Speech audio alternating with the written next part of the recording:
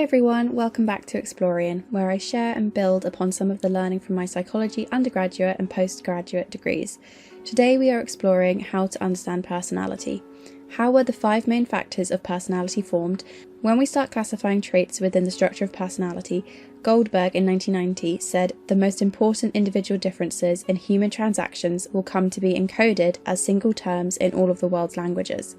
In English alone, for example, there are over 5,000 words to describe various personality traits. Early attempts at classification date back to Baumgarten in 1933, who contributed to the study and measurement of personality by developing and utilizing tests that utilized psychotechnical and social factors.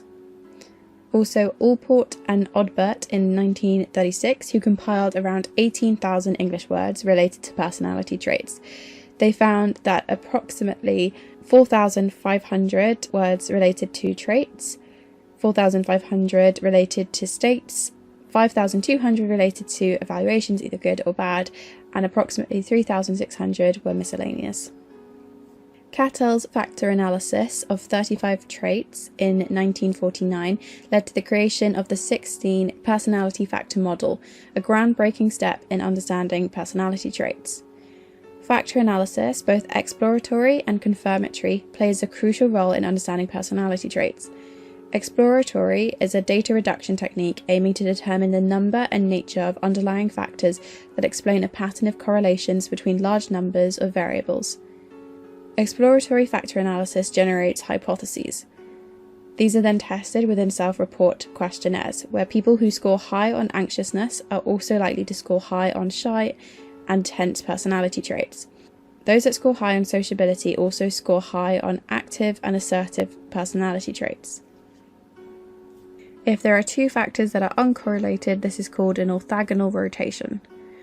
On the other hand, confirmatory factor analysis is a statistical technique for testing models and hypotheses. This analytical approach helps validate the relationships between different personality factors. Now let's look at the groundbreaking work of Hans Eysenck. He developed the first 2 characteristics or superfactors of personality called extraversion, introversion, and neuroticism stability characteristics, coined the extraversion neuroticism theory of personality. This was later expanded into the big 3 superfactors with the addition of psychoticism. His hierarchical organization of personality, such as the hierarchy within extraversion, paved the way for comprehensive trait classification.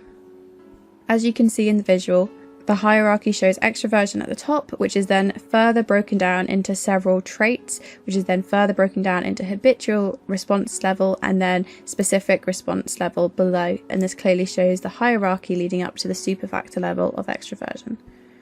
The Big 5 model integrates Eysenck's pen theory, where psychoticism for P, extraversion for E, and neuroticism for N correlate to agreeableness and conscientiousness.